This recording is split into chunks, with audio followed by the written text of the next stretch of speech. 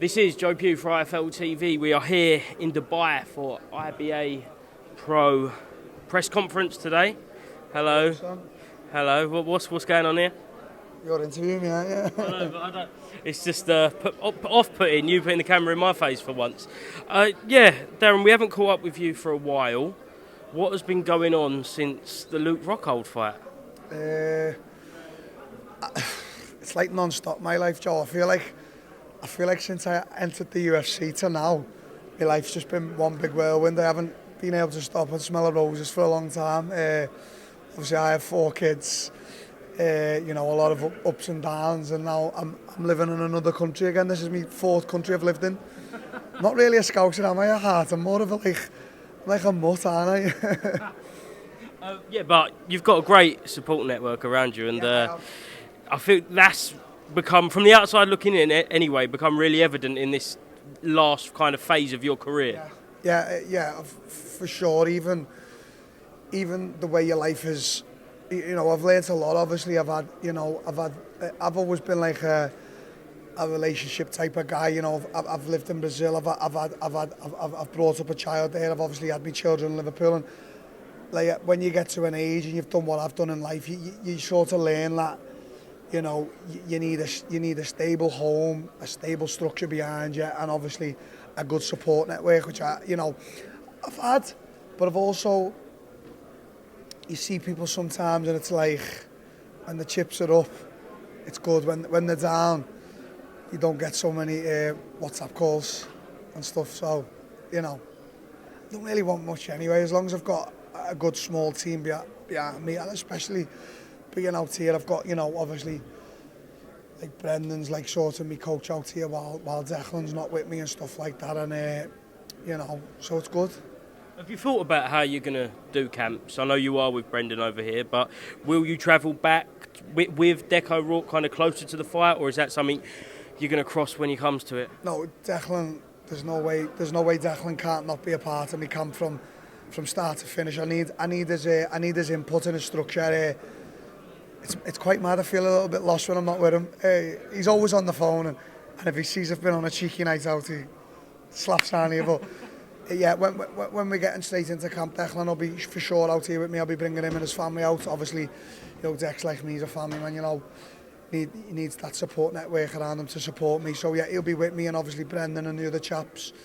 So yeah, all round, it's going to be good. But I just want to get the date locked in now. I'm getting a bit fed up, if I'm honest. I'm getting really fed up. We will come back to that, but let's talk about your new venture, Guerrilla Promotions. You've done every kind of type of fighting, every discipline, certainly mainstream disciplines over the past 20 years, and now you're going into promoting. Why? Why, Darren?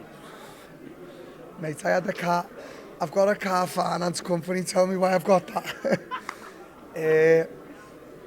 No, do you know what happened was the funny thing was that, like, people come to me with offers all the time, and it's like people come with decks and pipe dreams, and it's like, show me the money, like, just stop wasting my time. Basically, I've had enough time wasted on my life.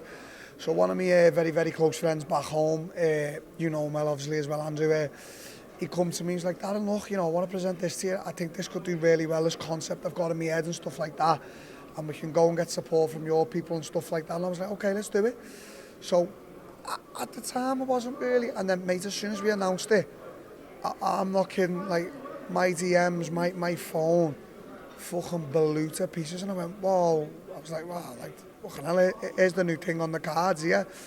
And I was logged in actually to the Guerrilla Promotions Instagram, and it's like, brrr. I said, I've got to log out to that now, I can't, my head just fucking falls off with stuff like that. That's why I've always had my team look after my Twitter and stuff like that, unless I'm drunk and I get on it. But it's going really well. We've got our first show 17th of January. Press conference I think is on the 22nd of this month, so I'll be back for that hopefully. And I've got an unbelievable card for the first card, like proper fireworks. Can't wait for it. So, am I right in saying that there's a little tournament structure for the main event? So, what's that? 8 fighters, knockout? 8 fighters, yeah, prize, fund. We were trying it up, but we got it to 10k, and all fighters will get paid. And look, as much as it's a business venture, and you're going to be a promoter and stuff like that, a lot of it for me is a give back as well. Like, mate, I've done my time. I've done 20 years. Like, I'm young. I'm 32. I've done 20 years in the sport of Muay Thai, boxing, MMA, and sometimes it's fucking just. I'm not really a money man, me. Like, I don't really hold no value for money, so it's not really, looking to exploit people as well.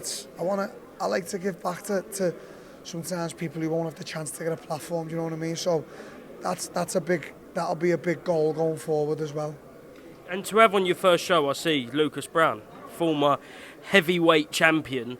That just shows a bit of a statement of intent from yourself. Exactly. No, I don't do things by half, do I, mate? You've been around me. If I'm having an ale, I'm having a fucking ale. To be fair, this is in Liverpool. This is at Box Park, right? So, a great venue. I've been there for a fantastic venue, one of the best I've been to. Unbelievable structure. You know how to put on a night out. Certainly for Scousers, for them to enjoy, and whether that be boxing or not, it's going to be fun. It's all about accommodating as well. It's about accommodating your people. Like, so, I don't mean specifically Liverpool, but I mean, like, we know everyone who's going to be there, so it's about putting on a great show, making sure everyone has a good time and people can speak and like have a bit of shit with you, but making sure it's professionally run. We've got enough security because we don't want no outbursts. The first show you get a bad rep, stuff like that. Like, look, I've been around the fight game 20 years and I know how a good show should be. Not that I've ever put one on, but because, like, you see people come to shows, they get drunk. Mothers come and they see the son in the ring or the daughter, and tempers flare. People have a bit of drink. You come in Liverpool. Everyone fucking has beef for everyone, so I need a few security there. I've been asked to do the security, I might just do it. But it's about accommodating the people, and that's what I've said to obviously my partner and the people working behind the show. Make sure we put on a good event. Like, forget everything else, just make sure it's accommodating for everyone. Make sure we've got a good bar area, things are running smoothly, the trainer fights are running smoothly, MC's on his job. Everyone has a part to play. I'm not security, I'm not fucking the MC, I'm the face of Guerrilla Promotion, so I have to play my part, i.e. being in front of the camera with you here. That's my part, that's my role. Do you get it? Do you feel a bit of pressure in that sense? Because in your natural day job, your fighting job, whatever happens in the ring, octagon, whatever discipline it is, you let your hands / feet / whatever you're fighting with do the talking. But this is partly down to you, but it's partly up to everyone else to do their jobs as well. Yeah, no, I do. Do you know what? Yeah, no, I do feel pressure, but look, you got to remember as well, other than fighting, like, I have this conversation. I've had this conversation with Brandon the other day. Like, before I can eat every month, I have to find money for me 4 children. That's a responsible, that's a stressful thing. Like, every month I have to make sure that 4 other humans on this earth eat. I have to make sure that my missus eats. So before I can even think of having a pint on the beach, I have to make sure that they're well looked after. I have to make sure my granddad back home's looked after. So even like running the casino with my partners there, the finance, making sure my mother's okay back home, making sure my daughter in Brazil's got everything she needs. So stress is just a part of my life, and it always has been. So this for me is just fucking like child's play, because I do have a lot going on in my life every day. Wake up, the phone's constantly blowing. I can never be off the phone because I've got so much shit going on. So yeah, but I love it. But as I said, one thing I've learned in life is everyone has a role to play. Declan has a role to play in my life. I have a role to play in his life. Then we both go off into our own lives. Declan is not with me 24 hours a day. I'm not with him. I don't tell him how to live his life. He doesn't tell me how to live ours. But he's got a role to play in mine. I have a role to play in his. And everyone does have a role. And as long as you know your role, it's like me. If I come out of my role, try to do your job, you're going to tell me to fuck off. So I wouldn't tell you to fuck off, Darren. I'd never. Cougar mud. Yeah, it'll end up in a headlock. Yeah. I think what you just said there, so many people will be shocked by, because a lot of people have a perception of you, rightly or wrongly, and the fact that you've just said that, the people you have to put in front of you first, even your kids, that's fine. A lot of people don't even know you've got 4 kids, but then you talk about your nan, your granddad, Declan. So, yeah, it's a different different Darren Till. Yeah, people would just think it's that. Like I've met like 100 people over here since I've been here. I've been, doing my thing, networking and meeting a lot of new faces. And the one thing that everyone seems to say to me is, "I had you all wrong," and I'm like, yeah, they're like, you know how to work a room. You have like, I don't like to say it, but Gareth Davies just said to me, Darren, he's like, you've got an aura, but I don't know what aura is. It's not like an aggressive aura. It's like an aura cap, and it's like, people do get me wrong, but it's like, when I was 21, mate, I was raising a kid, so it's like, I don't speak about it enough, because everyone has their own problems going on, don't they? But if I had to nail it down and talk about pressure and stress, before I can put a piece of chicken in my mouth every month, I need to make sure that 5 other people are fed on this earth. Obviously, my missus, she can fend for herself, and obviously my kids have their mother, which their mothers do the best job that I've ever seen done. But ultimately, I'm the breadwinner, so, that's a big thing to take on every month, and that's going to be every month until they're 18, and then even after that. So, yeah. Yeah, it's going to be longer than 18. I'm 22, still asking for handouts. No, I'm joking. I speak random for money now. I do. 20 quid here and there. Right, we've had the nice Darren Till. Let's switch it up a little bit, because when are you fighting? Like, it's all gone quiet, Darren. Not my problem, like, literally. I basically begged these people to fight, and they just don't want to fight. Dave Allen just come sizing me up outside, and he's like, "You're massive." I was like, "Come on then." I don't want that smoke with Dave, he's a fucking monster, but I'm just waiting, mate. As I said, I'm getting extremely fed up as well, and as I said, I'm not going to just ramble deck out here, like me. I'm not going to just ramble deck out here for he's not going to come out here for fucking the good of his health. He's coming out here to do a job. He's not coming out here to fucking come on the beach and mess around. He's got a job to do, so I need to get sorted quick time.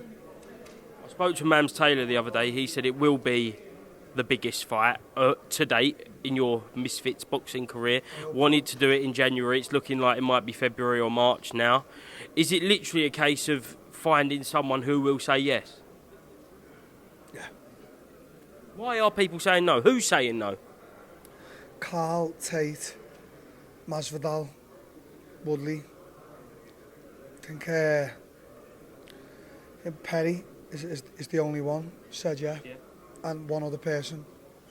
Nate Diaz, is that still an option? I think he said yeah, way back when. I don't know if it's a thing now. Look, I'm of the thing, right, with me and my manager. I just don't really give a fuck. Like, really. I just want him to tell me a few updates and tell me if I'm going to be getting a nice little paycheck. Other than that, like, I didn't even know the structure of what was happening here today. And everyone was asking me times and dates and I just was like, I don't know. I just don't care. I just get here. I didn't even know what hotel it was until 2 hours ago. I just don't care. Are you bored of the Carl Froch conversations yet? Yeah. Extremely. What happens if you bump into him out here? I'm not sure if he's still out here. I just look at him in the eye and I'll just look at him and just whatever. You're just an absolute blare bag. You're just what? A blare bag. A blare bag? A blurt bag. A blurt bag? I've never even heard of that.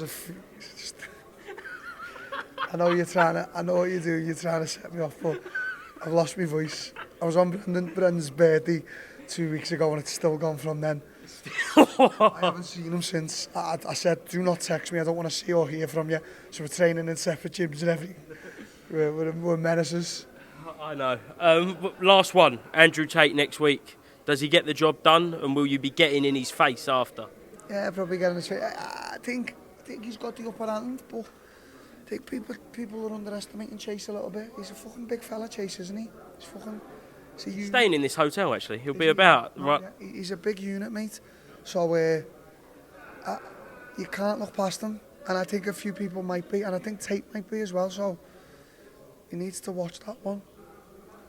Excellent. Darren Till, is there still tickets available for January 17th, Guerrilla Promotions? Look, I haven't even broadcasted it like I should just right now. But without doing that, tickets are on Skiddle. I think we've sold up to now 475 tickets with no promotion, so that's not bad considering the size of the box park.